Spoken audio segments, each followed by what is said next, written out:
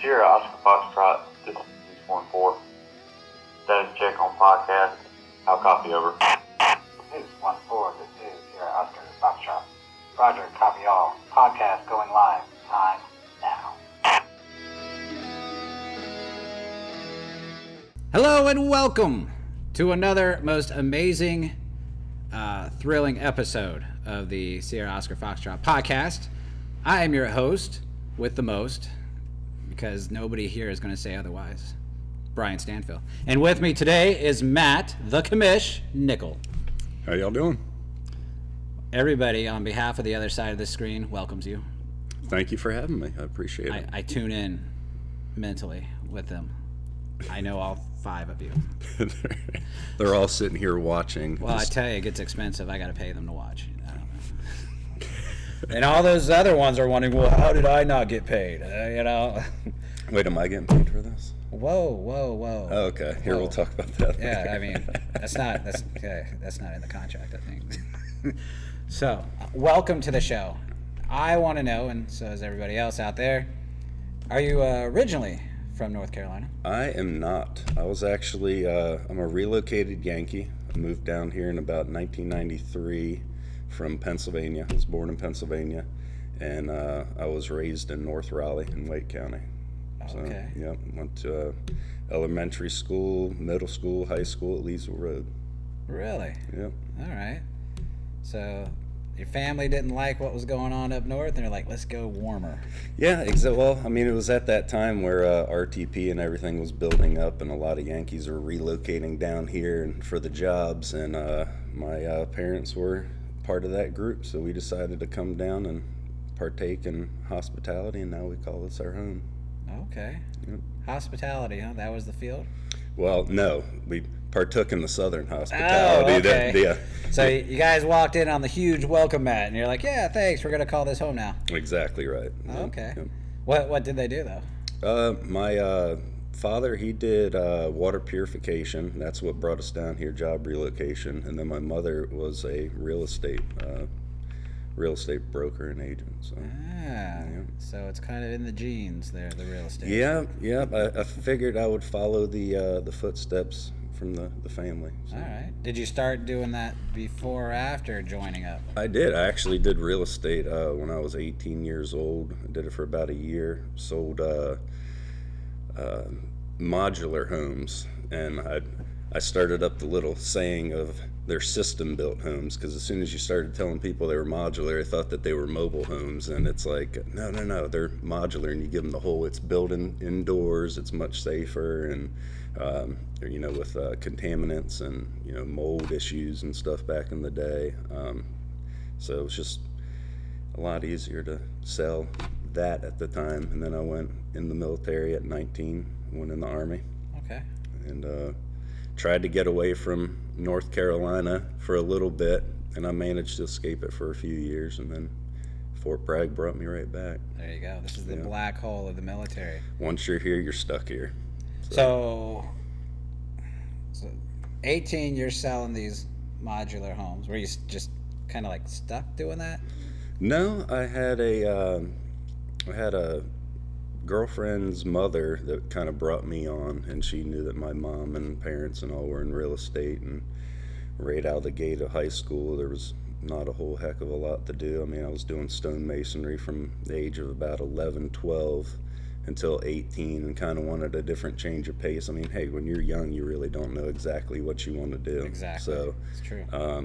I kind of got brought under the wing, and realized that at the time it wasn't for me. This was like 2003, 2004 time frame, and real estate was crazy. I mean, this was back when like lending fraud and stuff was big, and real estate was extremely cutthroat, and I decided to join the military just because at the time I got tired of screwing people over, So. Yeah, I can relate. Early in my lifetime, as about 18 or so, I sold cars. Yes, that was. Hey, not much different than real estate, right? That was a great week, You were a sleazy car salesman. Hey, but 3 my first time, my first week, and then the management and myself had differences of opinions. and we parted ways, but it was a unique experience. Very nice. So, why the Army though? Family, a lot of close friends and stuff had joined the Army, so it was kind of the branch of choice, I would say. Okay. And went in, obviously, to MEPS, and did pretty good on the ASVAB, and had a high GT score, but obviously being the smart guy I am, I chose infantry. There you go. Decided to go in and put in about 9.5 years. Nice. So you actually, the recruiters, you walk in and they're like, well, the Air Force. Oh, you mean you're coming here on purpose to the Army? Okay, and they're like, sorry, I thought you were lost looking for the bathroom. Really, Army? Yeah, I'm sure their eyes lit up and they're like, ah. We got one. Yes, didn't even have to sell you. Yeah, especially in Raleigh. So that's awesome. So you did your basic training in AIT. What was your first duty I was station? blessed. My first duty station was Fort Myer, 3rd U.S. Infantry Regiment, the Old Guard. Okay. So went there, was escort platoon. I did about 1,200 full honors funerals. Wow. In about a 2.5-year time frame. And then I went to the Continental Color Guard, went through a training cycle at the tomb. That wasn't for me. They said that going through that it was like a 96% divorce rate, and I had just gotten married. Okay.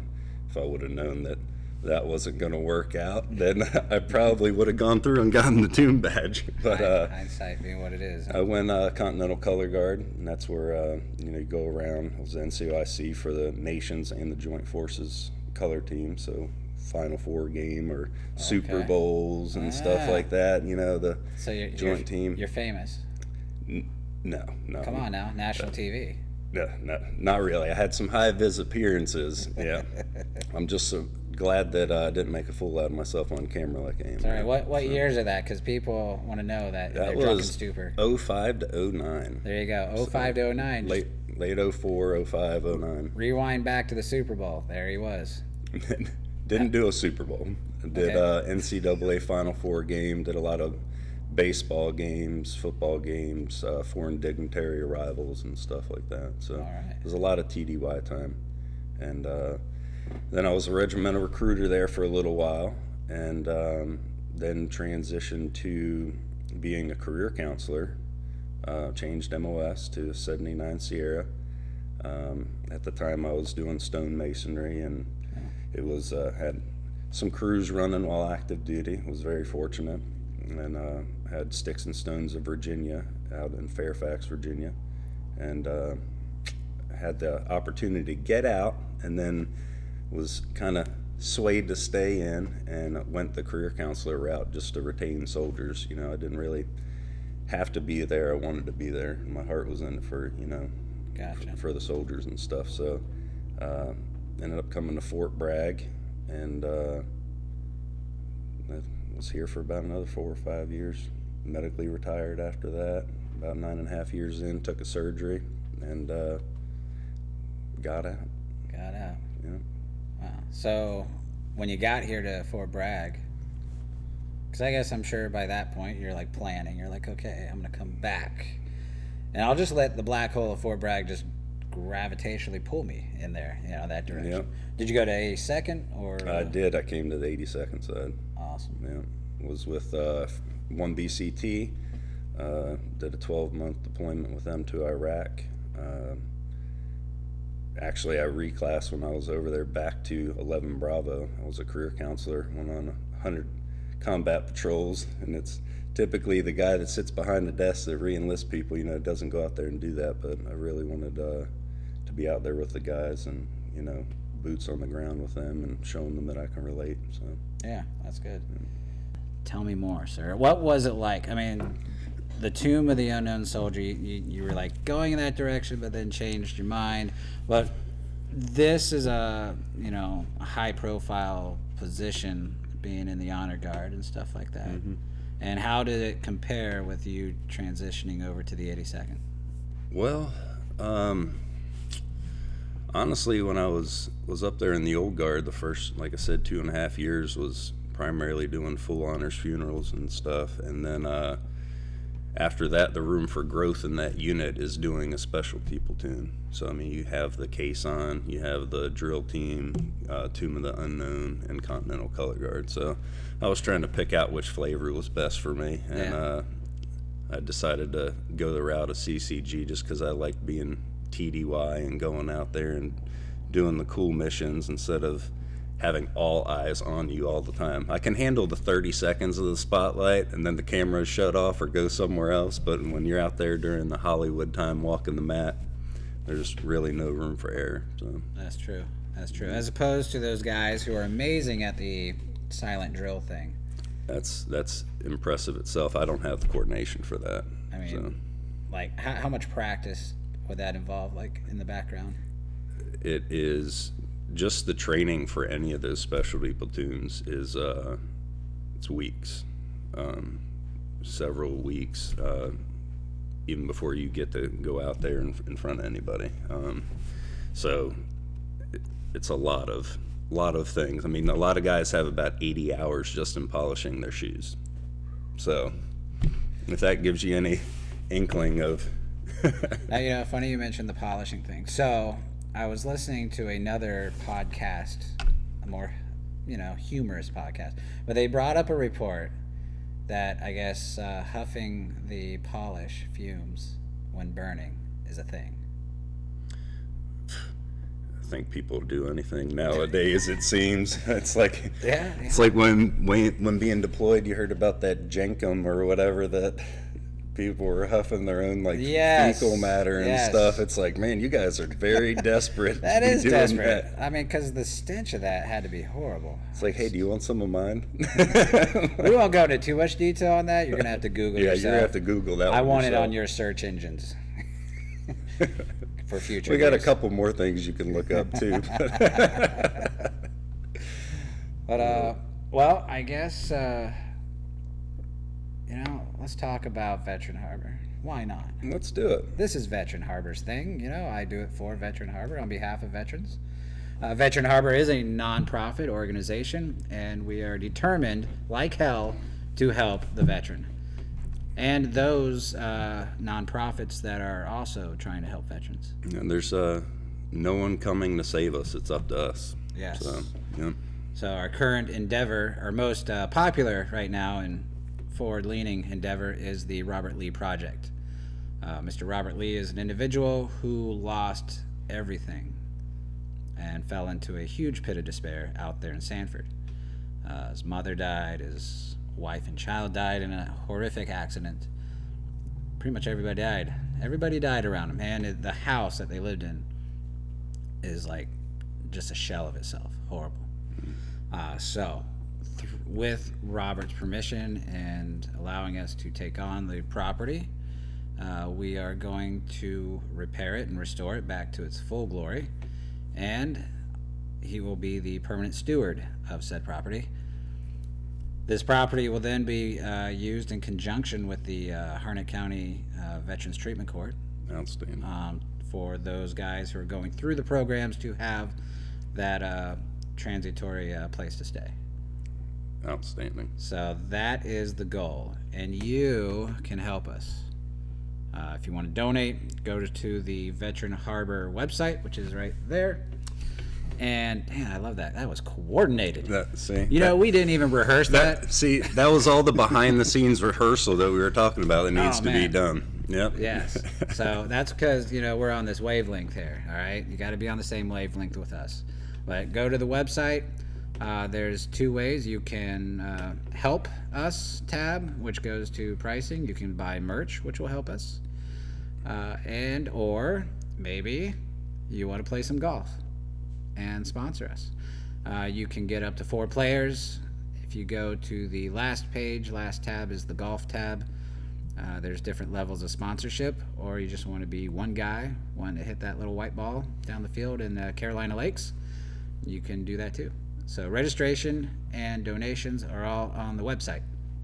So please, lend us your money. We won't give it back though. It's kind of like for keeps. we're gonna use it for purpose, things. Anyway, so there we go again with the so. This is welcome to the show of so. Hey, no worries. I think what you're doing is absolutely outstanding. I mean, because I know that I've talked with you about it, but everybody else doesn't know. After I got out of the military, I've got a neurological disease. It's kind of like MS and, implants and having liver and kidney issues. So I ended up moving to Southeast Ohio, tried to do that whole living off the grid thing. Wow. And ended up buying a former retreat and resource center. It was a rehabilitation center for runaway Colt members. And I ended up turning that into a counseling center for post 9/11 combat vets. It was called Range 1 Regrouping Center. Our motto was training your mind for the fight on life. Okay.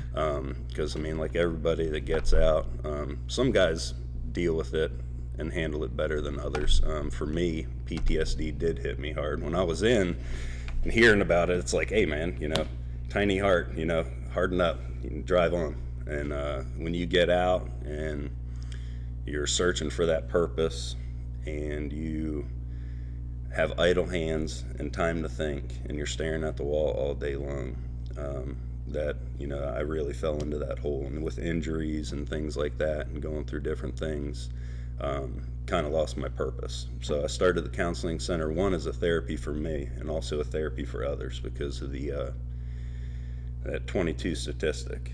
So had a great run up there, ended up starting a veterans treatment court up there as well in Athens, Ohio.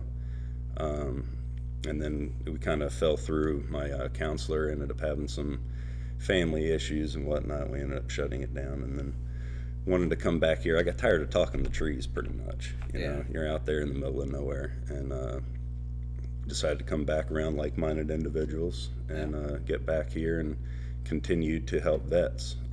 Because, honestly, it's if you've been in that foxhole, and you know the way out, kind of like anything you go in life, whether it's a divorce, PTSD, pretty much any hardship that you go through in life, I came to realize that you kind of only go through those things so you can relate to other people. If not, it's a way to justify it to myself for going through those hardships without trying to beat yourself down a lot. So had a counseling center up there, decided to come back here and do exactly what we can do for veterans. We have a high concentrated area military population around here, obviously with the base, and even when you get out, so Fort Bragg has brought me back twice now, actually. Yeah.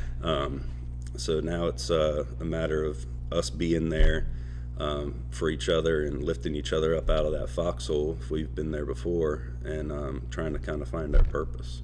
So. All right. And so is it still active today? It is not. Okay. No. We shut that down in 2017. Gotcha. There any other nonprofits or any initiatives that you want to throw out there? Because I don't mind being the only game in town. It's okay. Hey, right now I'll let you. Yeah, I'll let you be the only game in town. I can't think of any right off the top of my head that I would want to put out there without kind of probably the permission, I would say, of certain individuals. So, all right. Yeah. No worries.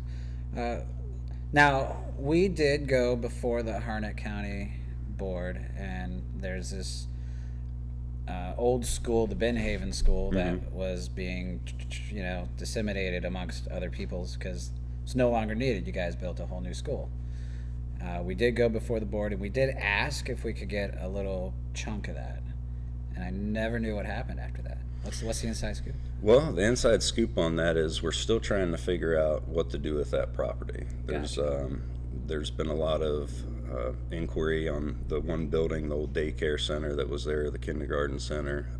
We are putting a lot of money into rehabbing those buildings right now. The library, the main building, the gymnasium, and they're cleaning everything up in order to provide some either like remote services for college, for CCCC, or also like a remote library for down there on the western side of the town.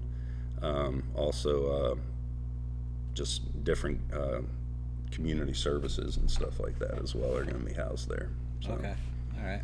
But there isn't a solid plan on. I mean, I know we need a whole sand table to come out here and figure That's out where what to I'm put every. I talking mean, about. that's what I recommended. And Somebody put on their General Patton hat with their riding crop and like point to what's going to where. You know, Okay, that's exactly. all I ask. That's all I ask. Yeah. It's mainly for the show, the General Patton lookalike. Lead me, follow me, or get the hell out of my way, right? Yeah, there you go. Yeah. Well, all right. So you got out, went to Ohio apparently. Yeah, southeast Ohio, living in the mountains, out from nowhere. And ran the Colt thing, or the Colt support system. No, we didn't have a Colt. The place that we took their place from, they Yes. yeah, I'm not going to go there, but Okay, yeah, all right. God, you won't take the bait. they No. they rehabbed runaway Colt members on Christian values there. So Look, I'm not saying you ran the Colt. I'm just saying when you walked in the door, you had somebody play a little music in the background. technically, Oh, technically we took it over. Okay, so yeah. we took it by force. But we did the same thing there, where we had a 16-week program, and also had a lot of services lined up. We were close to Hawken College and also Ohio University, so pretty much tried to line up resources for veterans, get them in the, if they needed help with resume writing or different stuff like that, or housing issues, or really any issues. Just try to be there to support for them. That's awesome. Then you came back down here, back to Fort Back Bragg. in 2017, yep. 17. And what'd you do then? I ended up buying my old real estate company, Touchstone, and I turned it into Carolina Lakes Lakeside Realty, and we are right inside the front gate of Carolina Lakes community. It's a gated lake community, and it's With a fabulous golf course, by the way. they do have a fabulous golf course. Did I mention June 4th? We're going to be playing this whole Veteran Harbor golf thing over there. I just wanted to throw that out there. Yeah, definitely. I'm sorry. Was that shameless promotion? No, not There's at all. no shame in this game. I'm just saying. So, awesome. You are the Carolina Lakes Realty Mogul.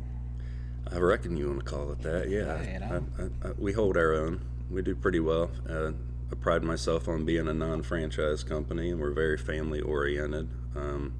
Operate as a team. Pretty much you take everything, bits and pieces of things you learn in life, whether it's good and bad, and make that the person who you are. So my values are behind a team, and that's how I run it. Awesome. So what got you into the political arena? Because like how long? So 17, you said, right? Yep. To now, I guess. Well, 2020. That's when you're doing all the realty stuff, getting that back situated. And 2020 comes along, you run for the commish position. I did. Now I wouldn't say I was forced into it. I was morally forced into it, I would say, because at the time I was on the school board planning committee and saw kind of the breakdown in communication between the Board of Education and the Board of Commissioners, and seeing that certain things were either getting blown off or not done, or excuses being made, and realizing that the wheels of government turn slowly because they're fueled by excuses. Instead of complaining, I decided to run. And first off, I hate politics. Okay, not your typical politician. I don't even like being a politician. I'd rather get back to we the people. We're sitting here with a lot of, things, either partisanship or, politics, and just we need to get back to the people and actually being a united country once again. So we the people. It's true. A lot of tribalism, I'd say. Yeah. I think a lot of like minds need to start getting together and working with each other and realizing that there's no one coming to save us. It's up to us, and get back to the American way of life. So, I mean, Harnett County is my final stand.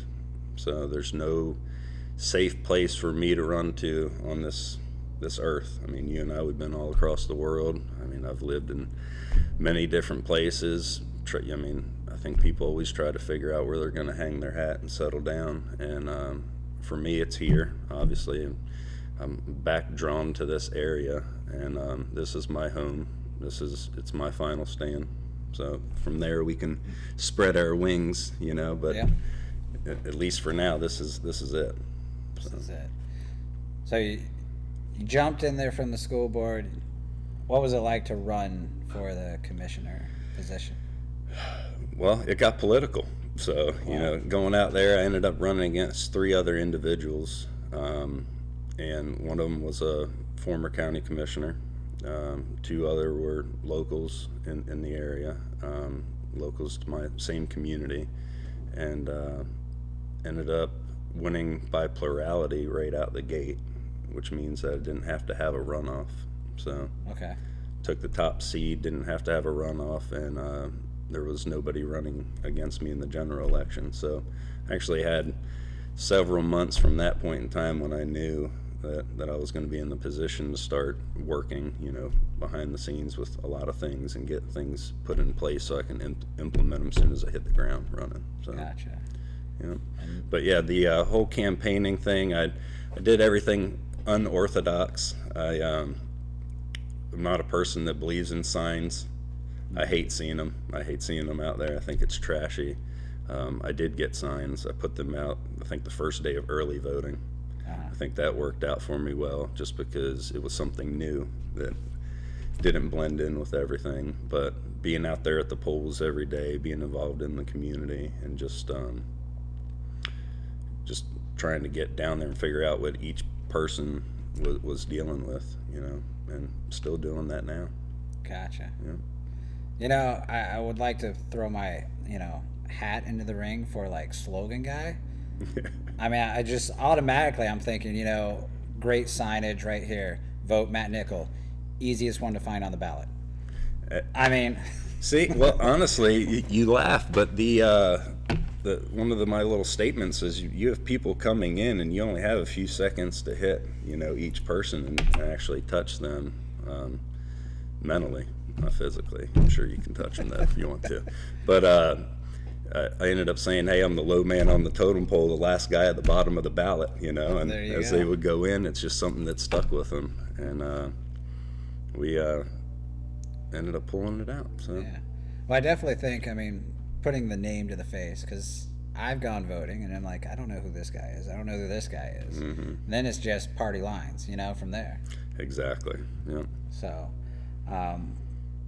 now you're great at giving speeches. No, not at all. Not at all? No.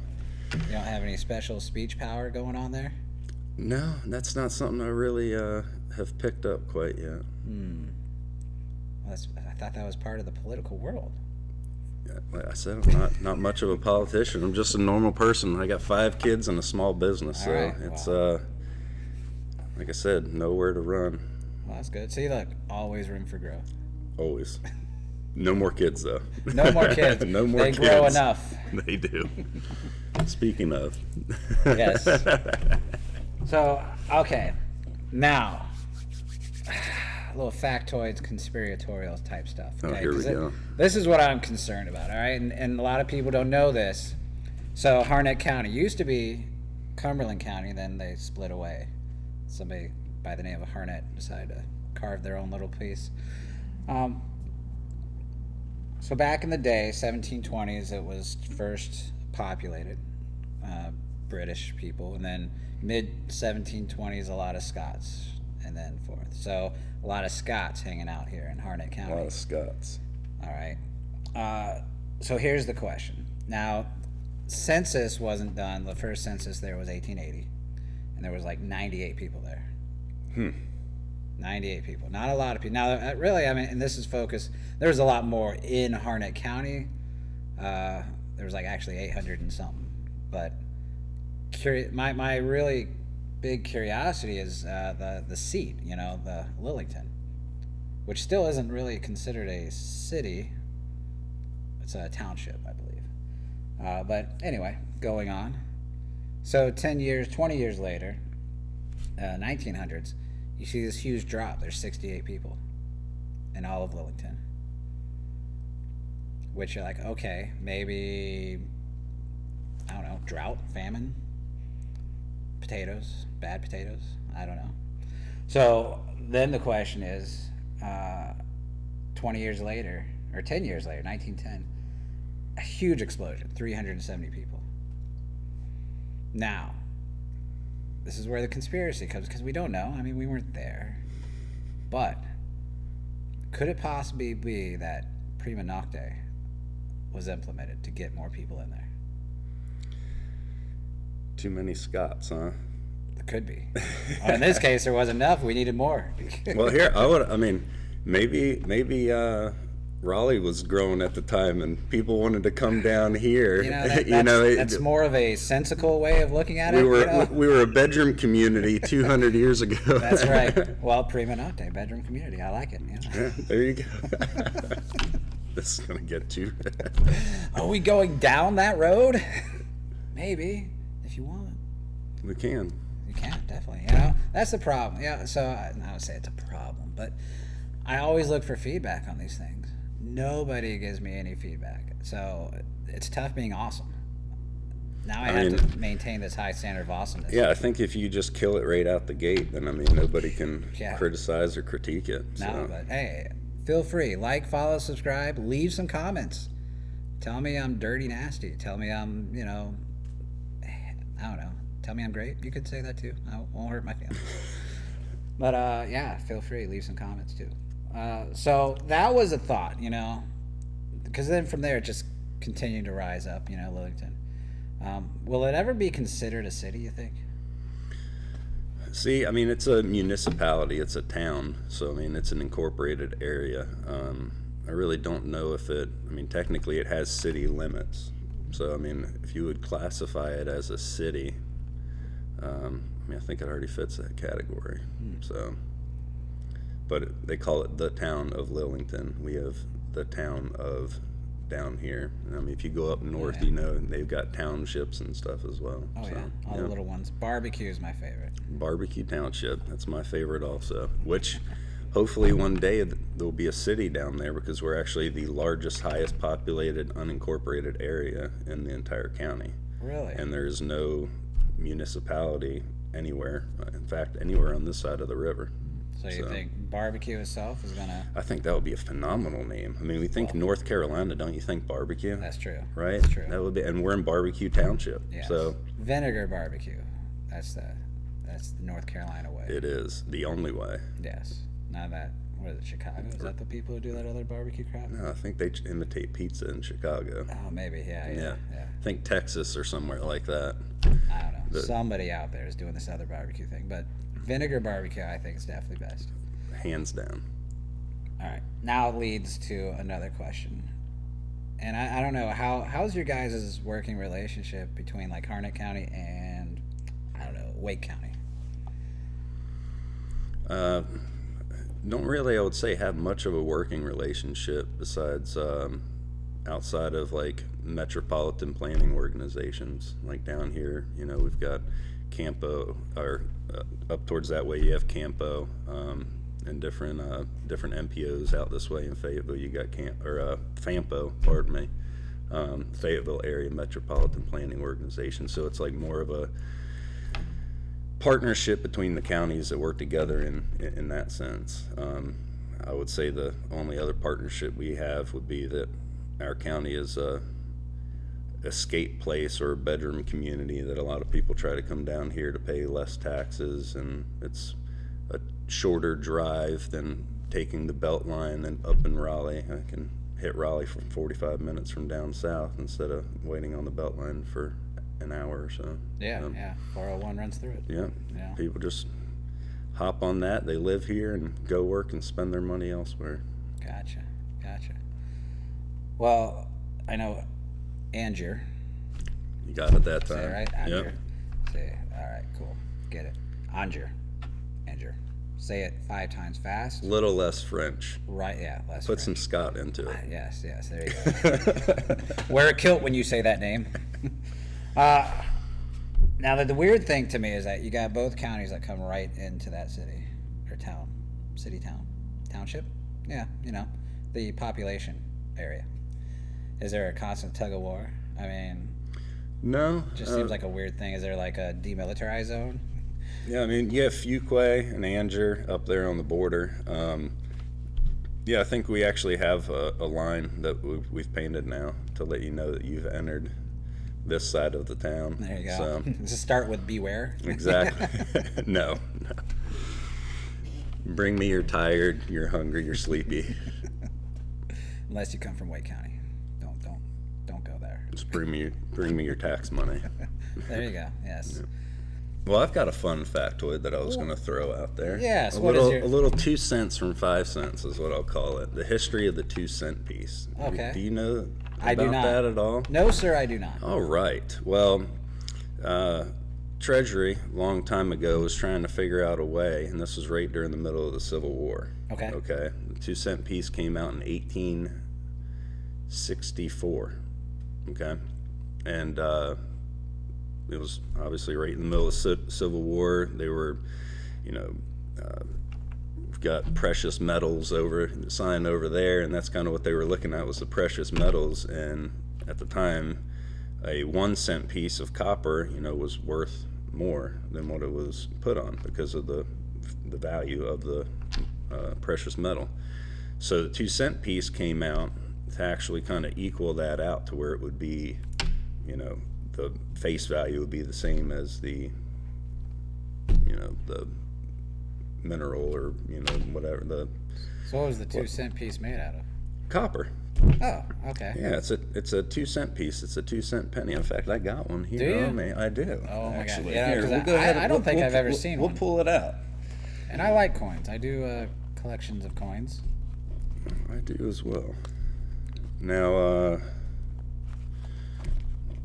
while I'm finding this, I'll go ahead and keep on with the story. So in 1863, as they're trying to come out with a new motto that's going to be on this coin, obviously the whole country was, and there's one right there, it's in 1864. So in 1863, they were getting together in order to come up with, exactly a motto to go on the coin. And the 2-cent piece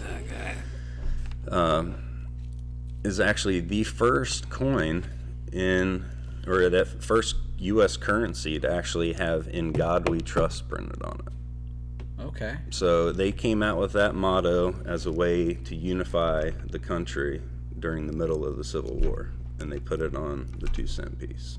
So that's why I always pick up a penny. People may not think that a penny's worth a lot, but I'm not going to leave something that says "In God We Trust" on the ground. Yeah. So That's awesome. So how long did they go with the 2-cent piece? about 6 years or 7 years until 1871. Okay. Yep. Then they're like, just go back to the 1 cent. Yeah, we'll just go back. Well, they figured they would just start taking the money and keeping it to themselves, and then mixing it with other things, and kind of watering down your bourbon for you. Yeah. Yeah. Okay. Wow. Well, that is actually, I'm like a big avid fan of the coin collection stuff. I like, I've got some ancient Greeks and Romans and cool little stuff like that back at the house.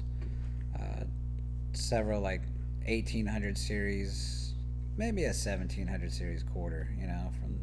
No, that'd be cool. Yeah, I can't, take all the credit. My grandfather did a lot of collecting back in his day, so yeah. So I'll give my grandfather some credit. You got cred, He's got coins. Well, he doesn't anymore. Well, yeah, he died a while ago, but but I still give him cred. He knows. Yeah. Now you know too. I stay away from politics. It's cool to have political people on, just because people, I think, want to know where you guys come from. You guys. You got lumping me in with the You politicians again, right? No, I think this country kind of needs to wake up a little bit when it comes to that.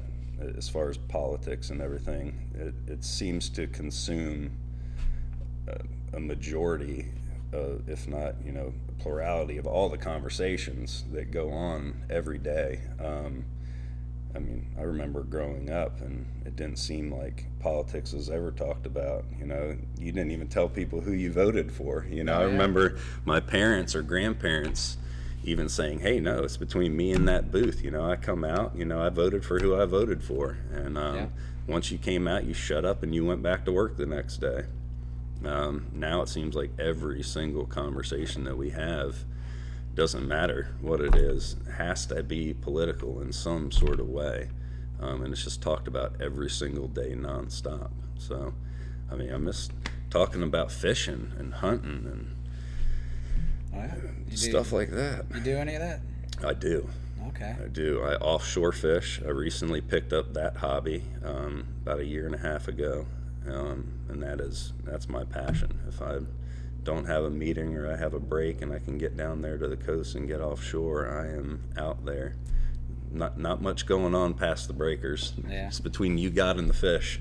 Now, I'll tell you, I did some fishing offshore in Djibouti. Djibouti. Horn of Africa. But no, it was cool because, you know, you got the straits, 20 miles of stretch, and, caught some big tuna and some mahi, I think is Very some nice. other things. Yeah. But it's a lot of fun, you know. You just throw it out there, you troll it a little bit, and bam. I don't know, you guys stop and fish, or you guys do the trolling? if the trolling isn't hitting, we'll go ahead and hit bottom. I mean, you can't show up without food. Yeah. So go out there and So do you eat what you catch? everything. Ooh, Yes. Yep. you're a brave man. You don't. I would. I don't keep it if I'm not gonna eat it. So. Fair point. Yeah. I mean, if it was a deer, I'd eat that guy. Exactly. Well, deer, duck. Just fish. I'm not a big fan of the seafoods. Oh man. Well, they smell. I don't know how you eat smelly food. Well, I mean, you got to learn how to cook then. I just, I stick to chicken. How many kids do you have? 5. Oh, you have 5 as well, and you don't understand picky eaters and how to accommodate for that. Yeah, you just say it's there, eat it. You say it's chicken. Now, look, if they want to eat it, I mean, I'm all okay. Hey, it's there because somebody, likes tuna at the house, and I won't say them, who they are, but it stinks. Who eats tuna in the attic? I don't know. That's when they scurry down, The lights are out in the middle of the night, and he's like, left, right. The fridge light is the only thing that's on. No, but I don't know. I mean, pollution is my biggest thing, and I'll tell you what, this is a no shit there I was in elementary school. So it was kindergarten, first grade, one of those two. And I'm sitting there and you get fish sandwiches, and I took a bite of my fish sandwich, and I looked back and I saw like every color of the rainbow in my fish sandwich. And I even flagged down one of the little helper guys, that walk around. I'm like, is this supposed to be what it is? And they're just like, and I'm like, nah. So that ruined it for you. That ruined it for me. That ruined it for you. Ruined it for me. And then, later on in life, I just can't handle the smell. No, can't do it. Can't do it. Well, we'll have to get you out there on the boat and then actually eat something that you caught. Now, when I was in Yemen, I went to Yemen, and they were like, you got to have our fish, and they're big about that, especially on the coastal area. And I was over in one, and you want to be that good guy. You're like, yeah, sure, I know. Experience the culture. You want to feed me your fish. After you fight it from the horde of flies, that are trying to carry it away. And these, sure, okay, fresh, yay, yeah, I pooped myself. And I was just like, yum, and you get it down there, and the next thing you know, bam, you're pooping yourself. And it's just not a fun experience. So I'm guessing SafeServe didn't monitor their cooling temps on what they had going on. Cooling what? Exactly. It comes from the water onto the ground, onto the plate. And that's no better way. Nah. I tell you what, if you ever have me back, though, I'll come a little bit more prepared with some topics and stuff to discuss. This is my rookie attempt at a podcast. So. Oh, no worries. I know what I'm doing. Well, I mean, obviously, at least I have a seasoned veteran with me who does this. So. I just bullshit my way through it. Try to pull the opportunities out of the air. I'm like, there we go. Well, there you have it. This has been an awesome run through of Mr. Matt, the commish Nicol. Appreciate you coming on board. Thanks again for having me. Great to peek inside your, bedroom style life up there in Harnett County. Thank you. Right? Yep, you're always welcome to come stay. That's right. Prima nocte. Yep. Always there. Can always use one more Scott.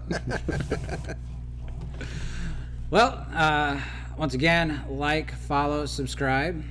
Please share it, whisper it to other people.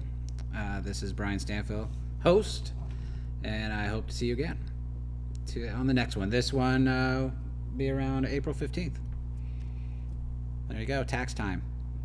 Let us, console you during tax time. We'll be here for you. Or remind you. Yes, we're going to remind you too. I hope you guys enjoyed this podcast. Please like and follow so you can stay in the know for the next one.